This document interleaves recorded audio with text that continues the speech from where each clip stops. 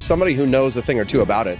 An exit poll showed nearly 70% of single women voted Democrat in midterms. Joining me now is a single woman. She's Camellia Peterson joining us right now. How are you doing, CJ? Thanks for coming on the show. Doing well. Nice to be part of the 30%. Glad to have you here. So, CJ, I guess when you saw this, I mean, did this surprise you at all to see the numbers this high, single women voting for Democrats? I guess not. I mean, I think that they are maybe some people are framing it in a way that I'm not sure is probably exactly right. I thought it was kind of funny that one of the tweets they had in there from Molly Hemingway was that one of the fascinating things about our ongoing political realignment is the massive political incentive Democrats have to keep women unmarried. And that may be like flipping it around. I'm not sure that Democrats are be like, oh, we have to keep all the women unmarried so that they will vote for us. Well, I just think would it's you put something it that's, past him? well, I try not to generalize too terribly much, but probably not. But it is, I do think that, there are definitely some cultural correlations that come with that, kind of there are probably more unmarried women in the Democratic Party just by virtue of some of the values and beliefs they hold. Look, and because they're miserable, and Well, they okay. Yeah. well, but don't you think projection is part of the Democratic playbook here? I mean, these women are unhappy, they're childless, they're miserable. I mean, they're voting for Democrats because they hate their lives and they want other people to suffer the way that they're suffering.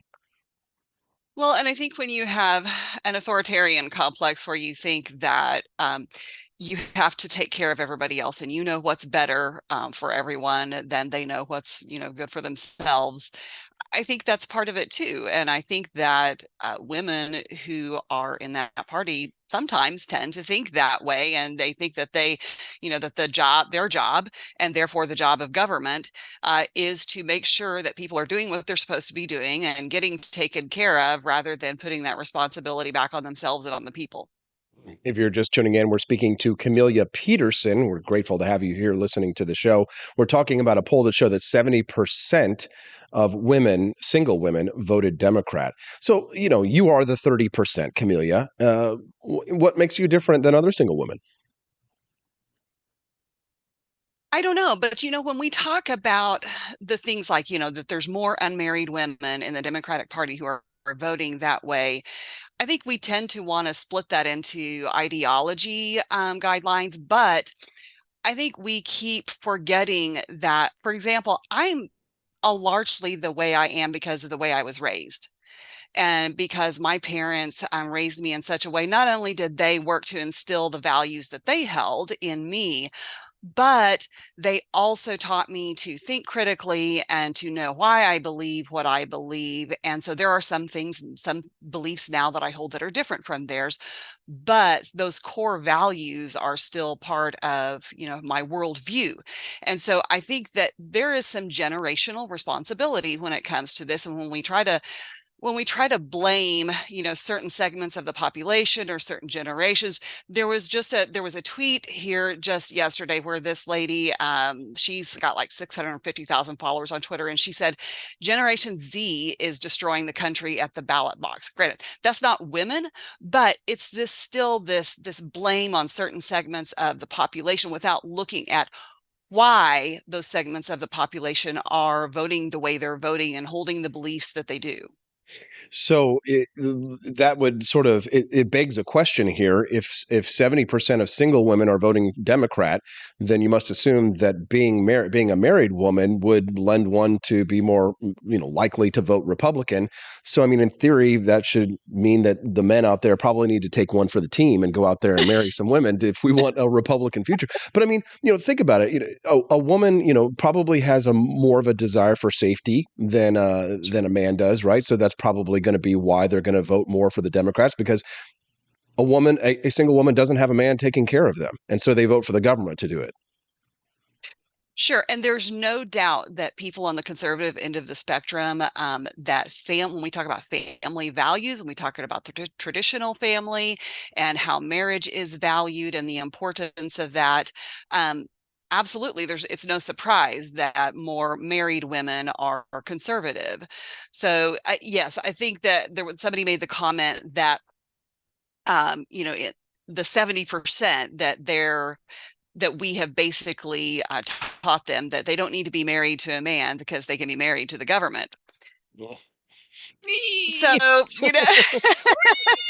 I can hear a lot of maybe it's angry not that women black and out white, there. but yeah. There's any women out there who are tuning in right now or are single and are just like they're very upset with us right now. They're tuning in, but And I'm it's sorry, I know it's not that black and white, but no, it's not that black and white. If you're just tuning in, we're speaking to Camellia Peterson. We're talking about an exit poll from the midterms that showed nearly 70% of single women voted Democrat in the midterms. This is fascinating stuff.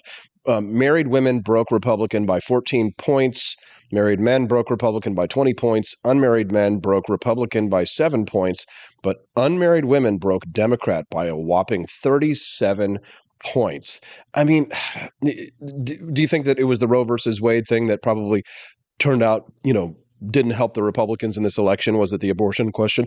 Would you say, Camellia? maybe some. I do think that what we've talked about a lot, that that issue kind of peaked early, and I don't know how much of a role it played in this election, but I do think it played somewhat of a role in driving voters to get out. I didn't come across a lot of those people, when I was out at the doors, but that's not to say that they weren't there. Maybe they were that silent segment of the population that got out, and that was their issue anyway. Um, and when we talk about the number of unmarried women, this is also something that's just trending generationally, and that millennials will have the highest proportion of unmarried and childless women hitting 40. In it maybe in history, I don't know, but I think that is part of our cultural evolution that we are going to have to adapt to, and I think it's part of an advanced society where women can be more independent. So lots of factors in this. Yeah. So we're talking to Camellia Peterson right now. If you're just tuning in, I'm Austin Peterson, and we're talking about an exit poll that showed that 70% of unmarried women voted for Democrats. I mean, is there any way to change something like this, Camellia? I mean, like, other than abortion, which I don't think Republicans are ever going to budge on, obviously, and I don't think that they should. I mean, how do you, as a Republican, break into the unmarried female vote? I mean, do you have to appeal to their prurient interests, right? Do you have to be a sexy Ron DeSantis type to kind of like, sway the voters? Because if you think that female voters aren't voting based on candidate appearance, I've got, again, some Tuscumbia Bridge Company here in mid Missouri I'd love to sell you. Attractiveness is an important part of a politician's toolkit. And I know this because after having run a couple of times, I would go out and I would campaign around Missouri, and when I would talk to high schools and when I would talk to colleges and things like that, the young ladies overwhelmingly would talk about how hot Josh Hawley was. That's not where I thought you were going to go with that.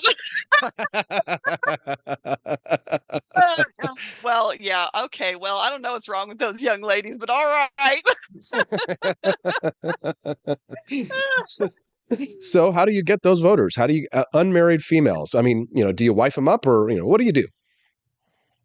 I'm not so sure that that's the answer. I'm not so sure that there's one single answer. I think that, in this battle of left and right and the culture war that's going on, it really comes down to a battle of values and ideas. We have stopped talking to each other as a people. If you don't agree with someone, you don't talk to them. And you mentioned earlier that people seem to be much more open about being confrontational with people now as a result of the pandemic.